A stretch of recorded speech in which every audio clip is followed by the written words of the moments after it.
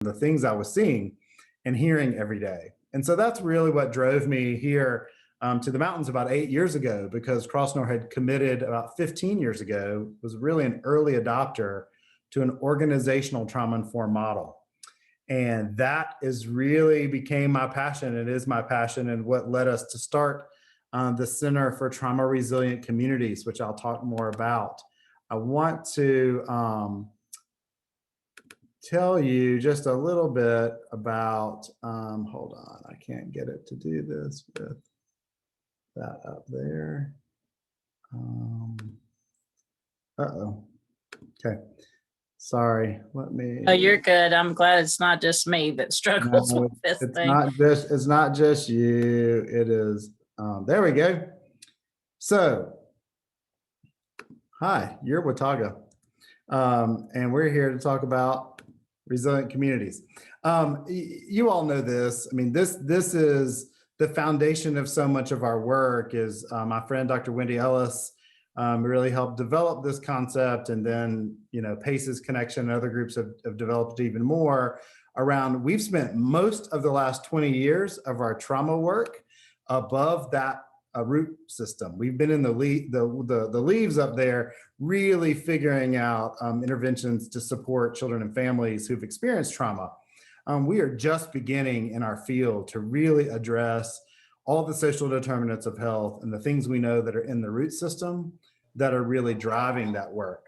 And we've done some great work, but this is just to give you a little bit of a kind of a social ecology model around the levels of trauma and resilience work. And so no surprise, those of us who are drawn to the helping professions have spent most of our time and careers in that micro bucket, in that individual and program bucket. We've tried to find better trauma-informed teaching in our schools and trauma-informed therapeutic services for clients who'd experienced trauma, trauma-informed parenting, and all these different things that we've worked really hard to do, and we're still all working really hard to do, to embed those research-based trauma-informed interventions. It's been critically important. And what we know is that we do enough of that for long enough, and then we get really frustrated with the big systems that we work in, the child welfare system, the justice system, the education system, the health/mental health system, which is really 18 different systems. And so we immediately go from that micro conversation of what I did with this child and family around healing to, man, I wish I could change policies in Raleigh. I wish I could change some of those legislation to fund prevention and to do the things that we need to do in public education, and really change completely the way we focus on kids in the juvenile justice system, and away from incarceration and punishment to healing and prevention. So we jump pretty quickly from micro to macro. What I am so passionate about, and what the Center for Trauma Resilient Communities really exists for, is really that there's a big group of folks in between, in that meso level, around how our organizations work and how our community collaborations work. Because what we know about trauma is that trauma gets us stuck in a parallel process and reenacting. And often the trauma of individual families, if you're not careful and you're not aware, you can be part of a reenactment with them and create a parallel process with them as individuals. And folks who are clinically trained, and those of us who do this work every day, start to learn about that and learn how to re-script those situations and help people. But what we don't often realize is that we are in a parallel process with systems that are traumatized, systems who have been built with lots of structural violence in them, lots of inequity in them. And then as a service sector, we start to replicate those things. And we start to be in a parallel process with these traumatized systems and systems that are far from trauma informed. And what I know is that our primary infrastructure around change, around the social systems that we want to impact, are at the organizational and the community collaborative level. And so what I care about most right now in my life, as in 25 years in this business, is helping to make organizations more trauma responsive and more resilient. And I believe that is so important Because if you're like me, you've worked at organizations that may be doing some help, but the people that are helping are not getting any healthier. In fact, they're getting sicker, physically, emotionally, and spiritually. And so we really rely on these key concepts of trauma-informed care, that whole what's wrong with you, and changing that to what happened to you or what's happening to you right now.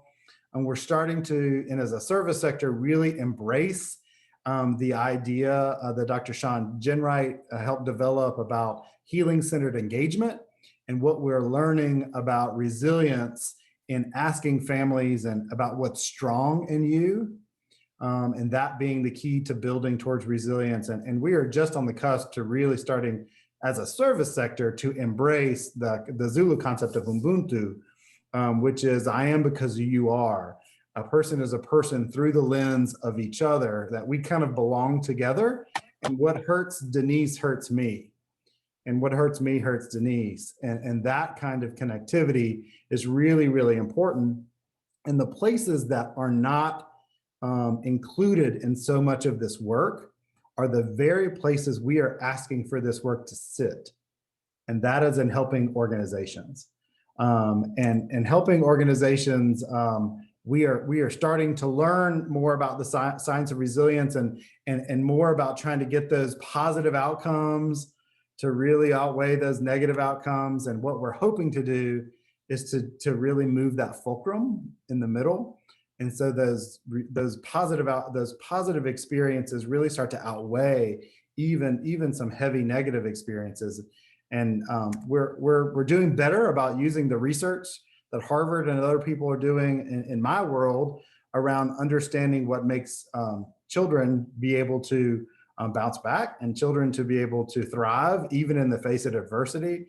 And those adult supportive relationships, the sense of self-efficacy and perceived control, opportunities around mastery, which are really important, those adaptive skills and those self-regulatory capacities, all those different things that we know we can build into interventions. Again, we can build into those micro-level interventions with kids and families.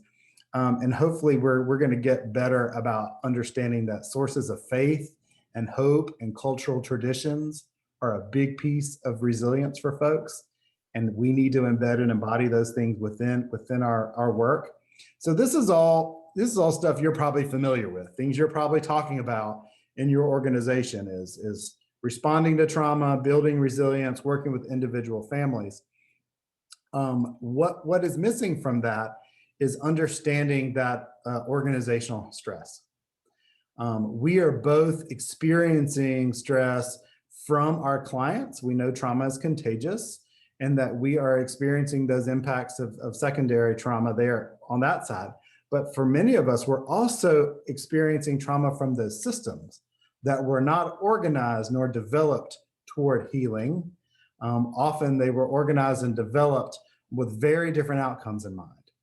And so we find ourselves fighting for people and for children and families, and fighting against systems that were supposed to help.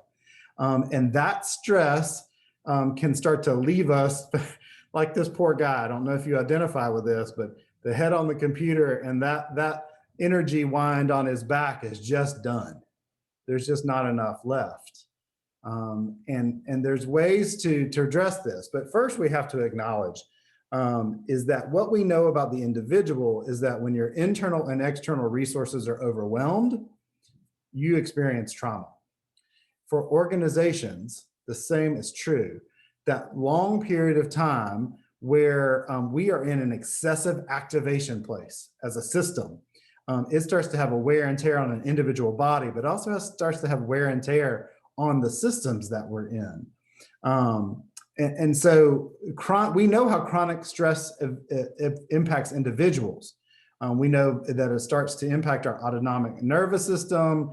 We are stuck in that survival mode, and that our parasympathetic or relaxation response don't have a chance to get activated and to help us calm down. And as a result, that we know that it decreases our lifespan and increases things like ischemic heart disease and diabetes and cancer and all those things on the individual level. But I want you to think about that trauma is to the individual what chronic stress is to the organization. That organizational chronic stress starts to make organizations that are really organized, they're trauma organized instead of trauma responsive. Just like families can become trauma organized. Everything is around the traumatic experiences that they've shared together. Similar with organizations. And there's some ways to really start to combat that and to build organizational resilience. And a lot of it is about these kind of building blocks, which we talk a lot about and you spend a lot of time as a community understanding that shared knowledge is important. Everybody needs to understand about the science of ACEs. Everybody needs to understand the impact of adversity. What is it? What does the science of resilience say? How can we build that? And then how do we show that understanding through our actions, our shared language, hopefully some shared commitments as a community and within our organizations, and then shared practices. And then we know over time, that starts to build a trauma-informed culture. And all those things have to be intentionally done. They do not happen on their own. And so this is the work that I spend most of my time doing now around the country. We have been very blessed to be part of several large-scale projects. We're in the middle of a 5-year SAMHSA grant in the city of Louisville, Kentucky, working with backbone agencies and community leaders trying to build a more trauma-informed and resilient city. And there's several other communities around the country that are doing similar work. And what I am kind of here to talk about today is just that how that organizational chronic stress really calls on us to have organizational level responses and implement organizational models that help us protect from that stress and to build resilience organizationally.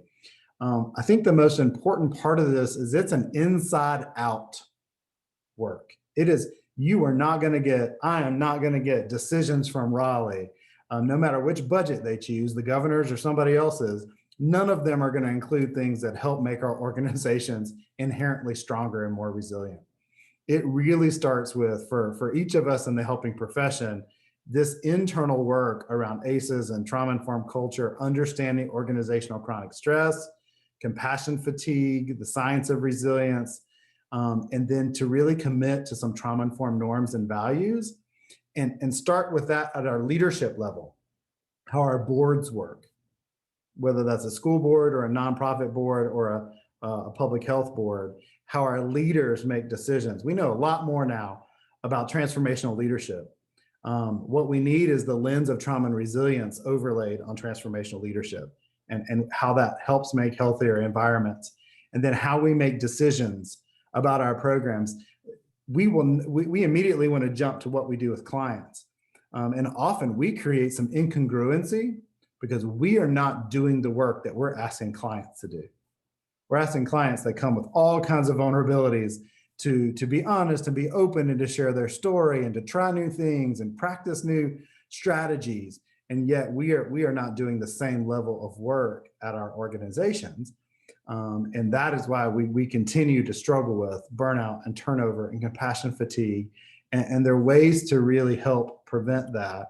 And it's got to be an organizational level approach. I really believe that. And when organizations who are strong and trauma resilient then band together and do collective work together in the community, you have really strong collaborations that can do incredible things. But it takes that kind of intentional work together. And this is really keeps guiding us. Obviously, James Baldwin has continued to be with us over the last year in more important ways than ever. But you can't change anything until you're facing it. And for us, organizational chronic stress and its impact on us as individual helpers and impact on the longevity of our systems, the longevity of our agencies that we continue to want to be part of so that we can help people. We've got to face the things that are really impacting us on a day-to-day level and do some things differently. We cannot expect to get dramatically different results if we continue to do business the way we've always done business. And that's, that's kind of the work of the Center for Trauma Resilient Communities. We've recruited faculty from all over the country who have expertise in trauma and resilience and organizational change. That's the work that we do. It's what I care about. And I'm super excited to be part of your community and continue to work. WCCI is something that I talk about wherever I go. And it's not because you figured everything out or you got it 100% done. It's because that you've 100% committed to it. Is that folks continue to show up, continue to bring their best selves, their best thinking to the table, and to be very generous with their knowledge and their time. It's pretty incredible, the number of community members in a community the size of Watauga, that you have that level of engagement. It just means that when folks individually are doing the work and then their organizations can do the work, that collective impact starts to really increase. And so if you leave with anything from this, and we're going to have time to talk and ask questions and have more dialogue, it's that slide about the micro, meso, and macro interventions, is that we just all need to be aware of how much time we spend in the micro. And that's very important. We need trauma-informed services for our kids and families we're working with. And we get frustrated because those macro systems don't change. But really, we need our organizations to change first. We need trauma-informed child welfare systems, trauma-informed mental health systems, trauma-informed public education systems, justice systems, homelessness and housing systems. I mean, all those systems have to do this work internally for us to get the kind of collective impact that we all want. So I am going to pause. That was a lot of information there. There may be some things in the chat box I've seen pop up. Denise, can you help me with those? Yes. So just a couple. Yes, this resonates with me. This is so true. Immediately thought of the court system. I think most of us were like, oh, yes, that does explain where I've been. Then someone said in their first work as a substance abuse counselor at a local outpatient treatment center, the system was chaotic and expected me to be this way. I had to be consistent in my daily meditation practice, to be grounded and centered in myself. Somebody else said, I go back to my days with Child Protective Services and wish I knew then what I know now. Well, I just think of, so two things. One is, you won't hear me use the term self-care very often, because self-care has turned into a little bit of a hammer for those of us in the helping professions. It has become that second email inbox you just can't get around to clearing out, right? So when somebody says to you, have you practiced your self-care? It feels a little bit more like an accusation sometimes than it does about how to support, because the reality is that our systems are not built for us to do that. And to ask that individual helpers to carry the burden, it is like asking people of color to carry the burden of restructuring structural racism.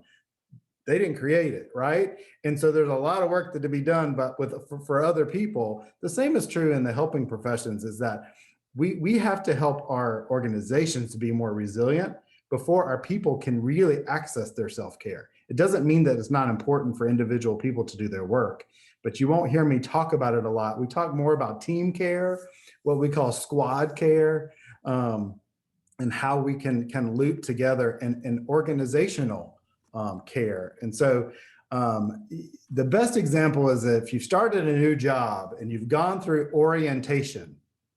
You go through orientation, however many days you go through orientation, you hear all the ways about things, how they're supposed to be. So how long does it take you to get into your new job before you realize what you learned in orientation is not exactly how things are, right? And just because they told you it was going to be done one way, within a week or two, all of a sudden everybody's like, oh, don't listen to that. That's not how it really works. This is how it really works. They tell you to take a lunch, but actually you're not ever going to get to take a lunch.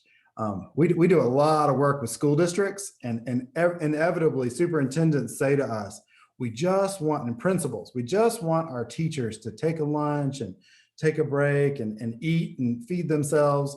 And every time we ask the principal, well, how often do you take a lunch and eat? And we usually figure out where the negative parallel process is started. And so some of our interventions recently have been with principals to say, don't say anything to your staff about self-care. Stop preaching to them about self-care. Instead, eat lunch every day for a month in the cafeteria and see what happens. And then measure the changes in the result. I've taken a new tactic around my office. We have had a hard year like everybody. Is so I just start announcing out loud, hey, I'm going to therapy, everybody. I got to leave here about 2:30 because I got a therapy appointment at 3, to normalize that we're going to need support and doing this work and to continue to do this work. So our organizations need to make these changes collectively, so that then the culture starts to change. Brett, I'm going to tell you one thing and then read some of the chat. So in our school, we wanted teachers to start doing daily emotional scales with students, and decided that before we could ask them to do it, we needed to do it with them. Yep. So the principal endorsed and promoted daily teacher check-ins through a Google form. And we do a 1 to 5 rating scale, 5 being, I can't manage this without help. And if anybody's a 5, somebody checks on them within 24 hours to see how we can help. And so I agree with we can't ask people to do it if we're not willing to do it ourselves. And I love you announcing as you go out the door that you're headed to therapy. So somebody said, I found myself unable to maintain working in the public mental health system because of these issues. I always found it so ironic and tragic that the mental health system was completely set up in ways that are opposed to having mental health. The chronic stress of the system, coupled with the idea that it was supposed to be tolerated, that congruency was intense. And we've talked a lot in our Wednesday conversations about relational care and how self-care is one more thing to put on our list of things to do that we can't quite get around to. We prefer wellness, and that we also have to do a better job of taking care of each other. But I really like this idea and teachers give us this when we go around teaching about compassionate schools. They're like, well, if I work past 3:15, I don't get paid overtime, and my work day is dependent on what I get done, not the hours in the day. And how am I supposed to feel less relaxed or more relaxed, less stress if the expectations really can't be physically met? So those are conversations that we're having, I know, in that system, and I'm sure others as well. Absolutely. Other questions or things you're curious about, things that stand out for you? So one question I have is, when we're talking about power and leadership and structure, and people were brave enough to list some systems. I think most of us have probably worked in systems like that. You're probably not going to march into your boss's office and be like, we've got a lot of organizational stress and we're going to have to make some changes. So what's the first step? Where does this start for people when they're thinking about taking this on? Yeah, a lot of it starts within your sphere of influence. What we know is that those organizations who have a lot more money than we have, like Google and Microsoft and those places, have spent a ton of money researching about what makes effective teams. And surprise, surprise, what they've come up with is not the mix of skills and talents, or not even the diversity in the room, not any of those education outcomes. Their number one indicator of a high functioning team is psychological safety. And psychological safety can be built within your sphere of influence. And so it may be a lateral psychological safety. You're building these with your coworkers. Maybe the supervisor is not there or your director is not there. That's also where kind of the idea of executive sponsorship. So who is in a place of authority, who is part of your psychological safety network? It may not be your direct supervisor. It may be a supervisor of another team, but they get it and they understand, and they can help to be kind of an executive sponsor for why this is important. But you talk about turnover as one of your biggest issues. That does start to get people's attention. All organizations lose tons of time and money around turnover. And so one of the ways to do this is, unfortunately, a lot of the outcomes and drivers of capitalism are the drivers of the systems we work in, right? And so where even if it shouldn't be that way, it's how it is. So you have to use the language of the culture, which is, hey, this costs us on average about $20,000 per person that turns over. Maybe we should ask why. Maybe we should compile some of the information from exit surveys. And 90% of the time, you don't hear that pay is the reason people leave. They leave because of the supportiveness or lack thereof from their supervisor, the realistic nature of their workload. Because remember, the definition of burnout starts to be chronic inability to feel like you can meet the demands, right? Is that if over time, and it really is the wear and tear over time, I'm feeling ineffective, and I continue to feel ineffective because I can't meet the demands, which makes me feel more ineffective. That leads to truly the psychological condition of burnout. And as those conditions start getting added to the DSM and added to disability claims and added to litigation, surprise, surprise, agencies are more interested in talking about burnout prevention. Well, being a trauma responsive community and a trauma responsive organization really does help there. And I don't ever begrudge somebody for leaving, because sometimes leaving is self-care. Sometimes leaving is the thing you have to do to take care of yourself because the system's not ready. But there are pockets and ways you can do some of this work within the places that you have. It's been real challenging the last year. A lot of us have been disconnected from support systems. But we've also found ways to connect with people that we wouldn't normally connect with. We are learning more about building community over Zoom. Who would have ever thought that we would be doing that? But in fact, it can be done. And in some ways, it is more inclusive. You can find access, and people can find access in ways they weren't able to find before. So I think being creative is important. We know that trauma starts, one of the first things to go is creativity and celebration. And so adding those two things back are getting us in the correct part of our brain to do some of this work. So adding back creativity and celebration are small things that you can do.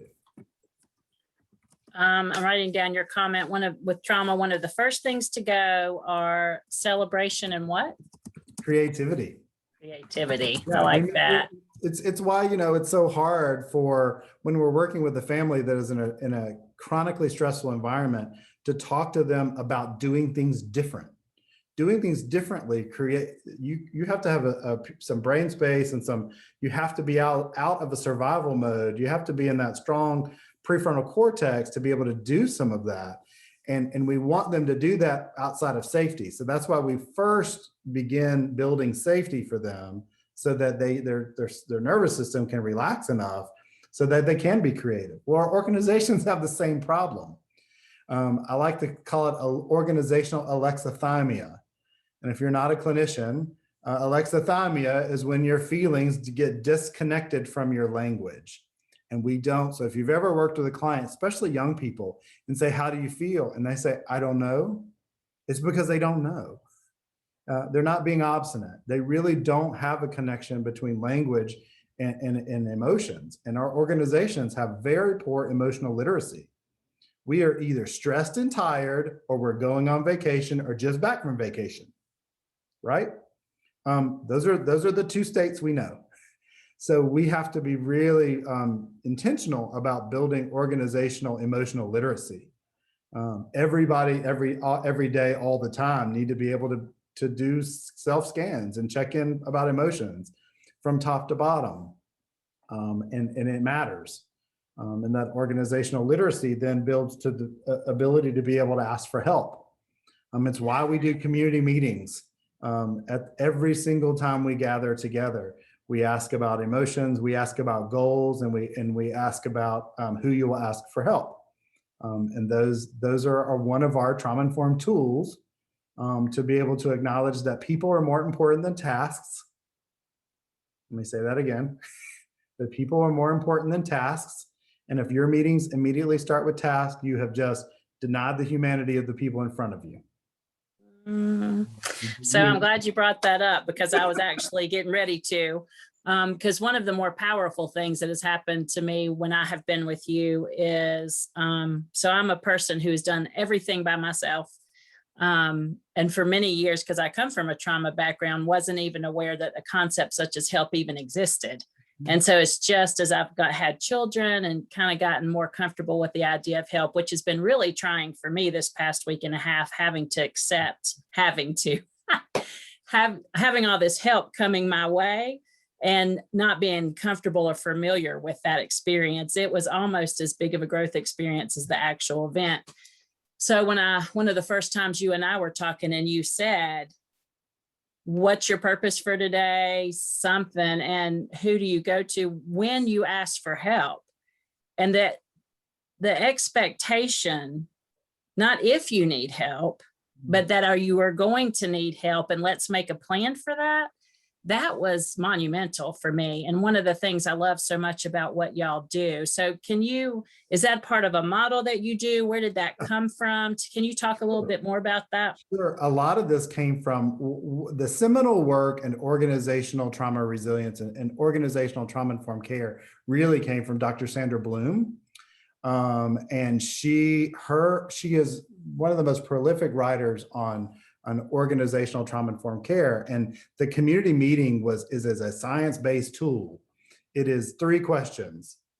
How are you feeling? What is your goal? And who will you ask for help?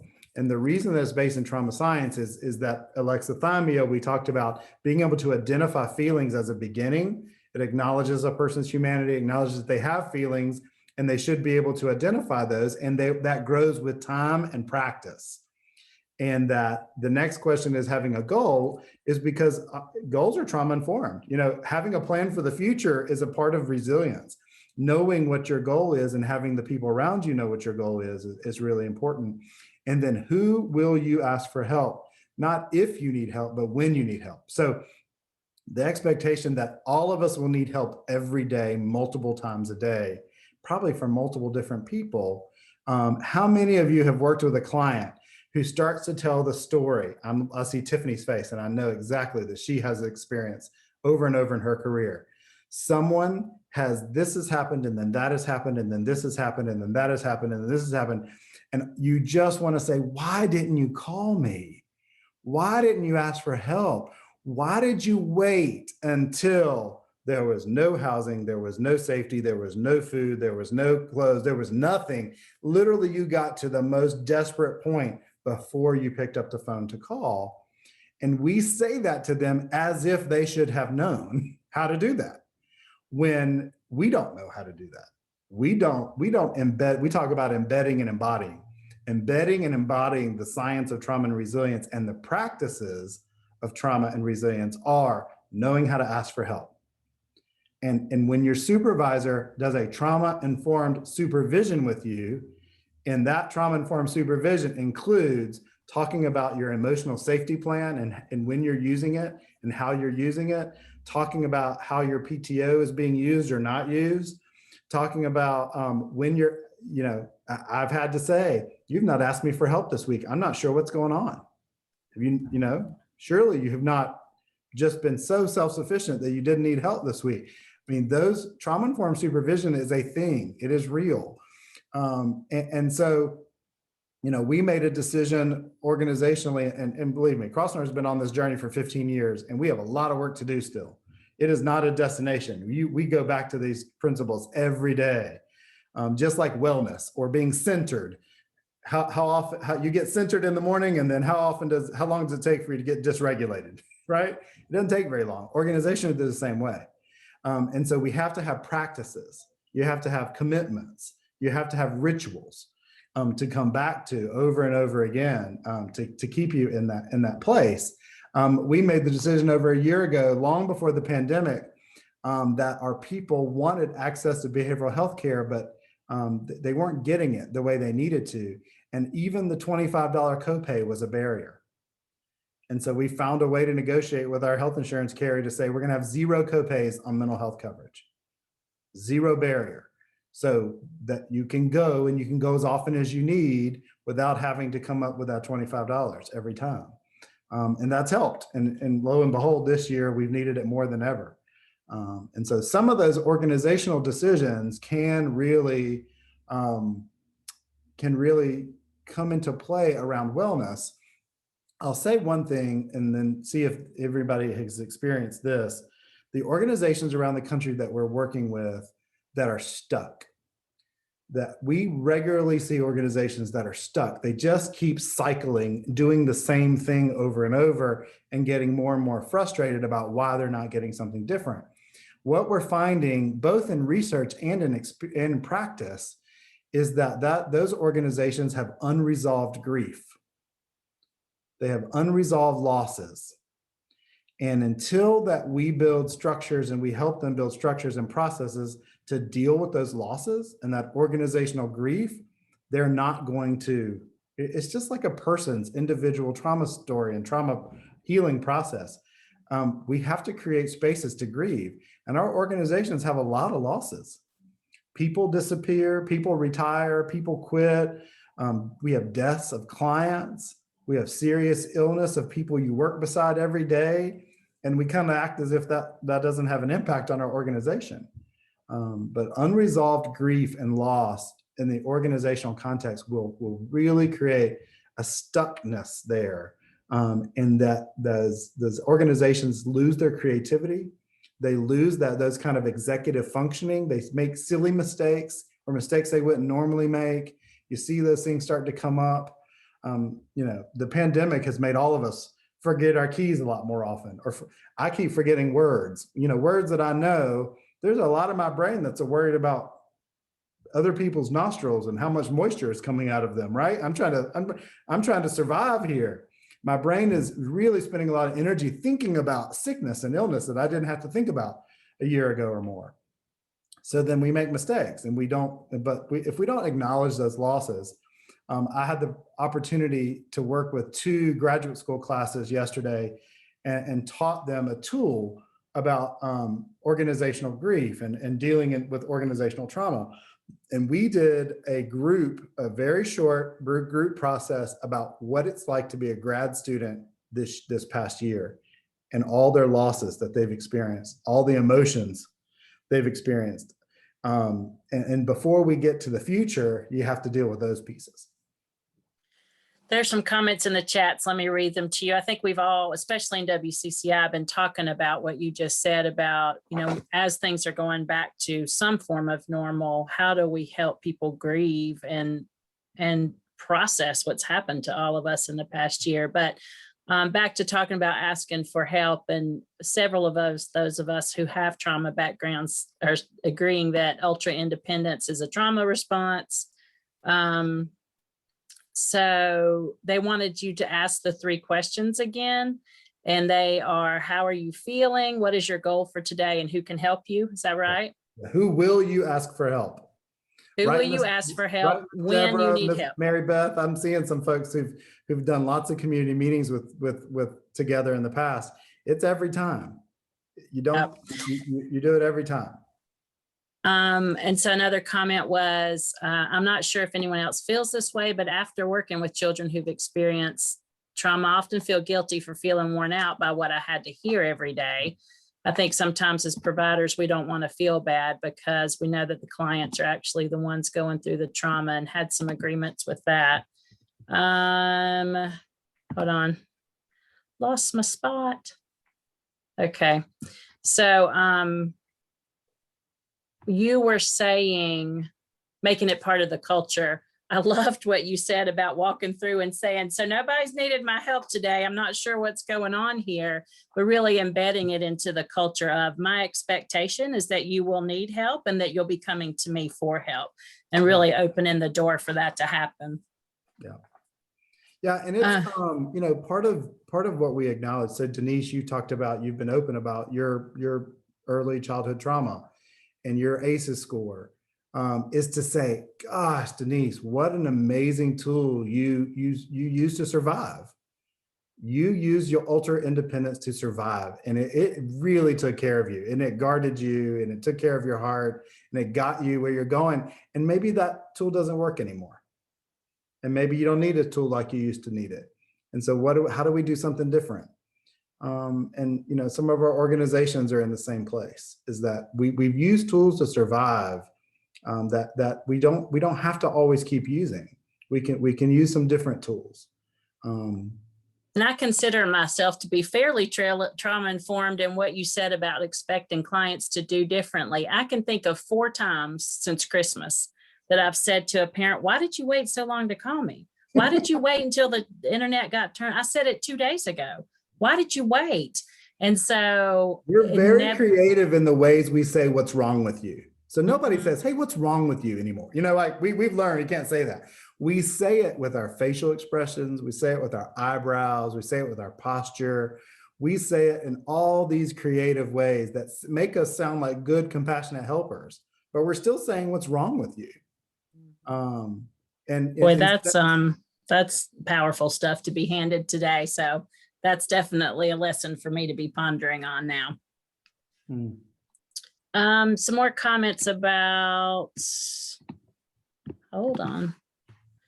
I have also felt that way. A support person told me it's normal and a human thing to feel that, when referring back to the feeling worn out from hearing about the trauma, and tries to throw me back up to the top.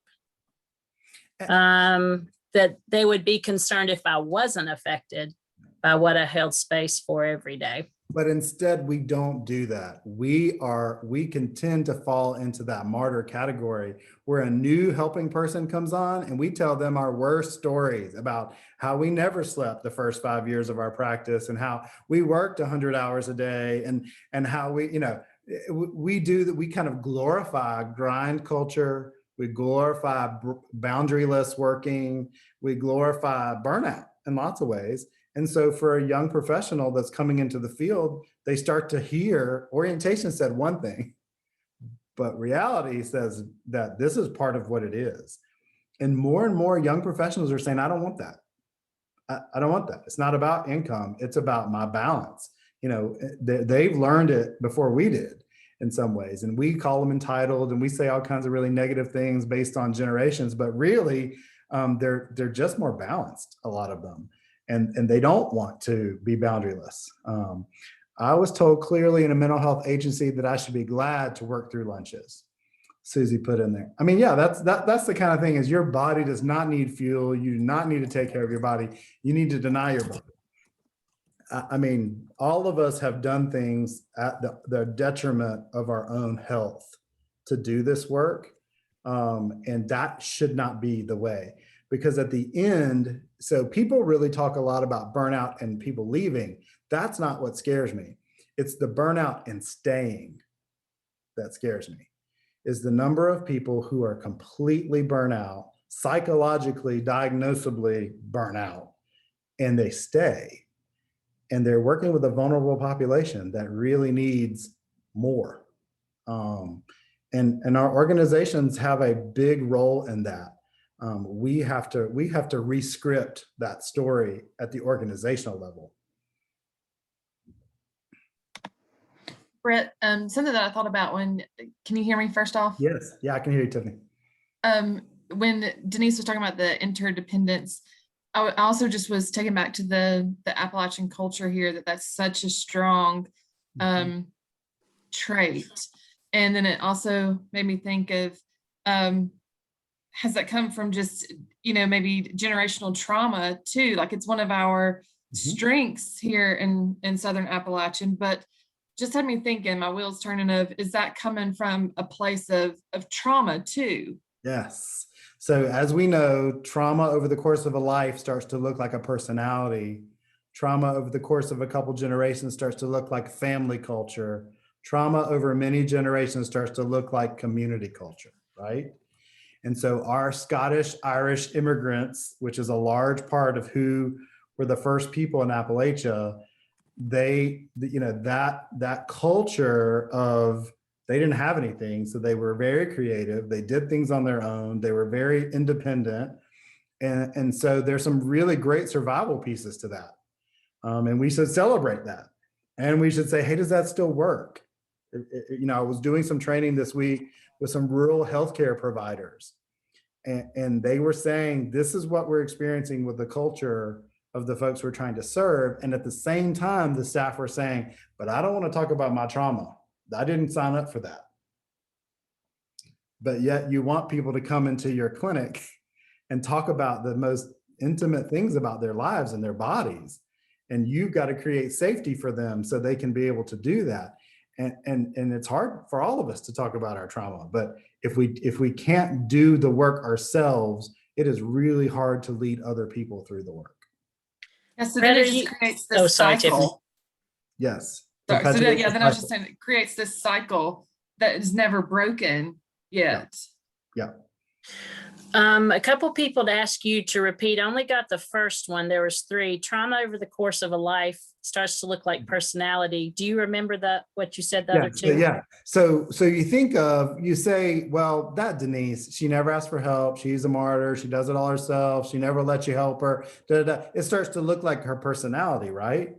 And not her trauma history.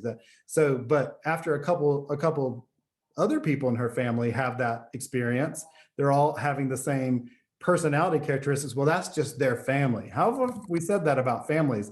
We've known way too many families in our community who've been involved with DSS and been involved with DJJ, involved with mental health. And we'll say, well, that's just their family. And then over the course of generations, that's just that community, right? It starts to look like community culture over time. And it's really important for us to know that often the ways we talk about individuals, families, and communities is a sophisticated way of saying, what's wrong with them? It is that kind of blaming and shaming instead of understanding that traumas and adversity is in all of our stories. And when we ask better questions like what's happening now, what's happening right now, and what's strong about that, that's how we'll help them build a different path forward. But that's a huge change. It's an everyday process. And trauma-informed care and being a trauma resilient organization is not a destination. It is like wellness. It is not something that Denise, you just got well today, so you don't have to do wellness tomorrow, right? Because you're well already. It is a daily process that you're continuing to go back to. But if you don't have structures, commitments, language, and practices, it's hard to come back to those things. You have to have something to come back to. And so, otherwise we just repeat the negative patterns we learned in our families at the workplace. We'd handle conflict at work like we did at home. I'm typing as fast as I can. I don't usually enter notes in the chat, but I have typed a lot of stuff today that I want to be sure to hold on to. We've got a couple more minutes. Any other thoughts or questions that you're welcome to unmute and talk, or you can type it in the chat if you'd like. Somebody says, Ingrid. Yeah, I feel guilty for asking for. Listen, I got some feedback from staff a number of years ago when I would say, why didn't you come to me? Why didn't you ask me? Why didn't you tell me this was going on? And they very politely, very carefully said, you just seem so busy. My countenance, the way I walk really fast, I talk really fast, I move through the life really fast. Deborah's making a face at me. She knows the speed at which I work and the speed at which I move gives people, and the look on my face gives people the idea that I'm so busy, you can't possibly stop and ask me a question. And I had to really work on that because that's not what I wanted to do as a leader or the kind of culture I wanted to have as a leader. And I was repeating some of those negative patterns from things I was taught about how you're supposed to be burnt out and supposed to be tired, or you must not be working hard enough. So it's a constant. That resonates with me. I think anybody knows me knows how fast I move, think, and talk. So now I'm starting to wonder about how that comes off to other people about how busy I am. Another thing that I think is true for all of us is that when people say, how are you? Busy. Yeah. People say busy. Well, that's not a feeling. That's a thing. Yeah. And sometimes I feel like wearing a button that says, how are you? You're not allowed to use the word busy. It needs to be a feeling. Because that just is our go-to standard. Okay, so let's move past that then. What's your next? It just really is not only that kind of martyr thing, but it's also really effective at blocking relationship building. And next time you wonder what your team or your organizational culture is, do the check-in right after you get back from vacation And by the third person that's checked in is overwhelmed and stressed out, and you start to feel, I mean, you just got back from vacation, you're feeling relaxed, you're feeling good. And that the contagion of those feelings starts to take over, and you don't want to be the one that says you feel relaxed. You don't want to be the one that says you feel refreshed. So you just kind of eventually you are exhausted. By the time they get to you, you're like, well, I'm exhausted too. Yeah. And if you weren't, you are after hearing all that. Because culture, as you say they say in the business world, culture eats strategy for lunch, right? No matter what your strategies are, your culture is what drives. So that's why we have to change culture. And organizational culture change, science tells us, is a 3 to 5 year process. And it takes time. It's a 3 to 5 year process. If you start today, you will see some measurable progress in 3 years, right? And so, but you got to start.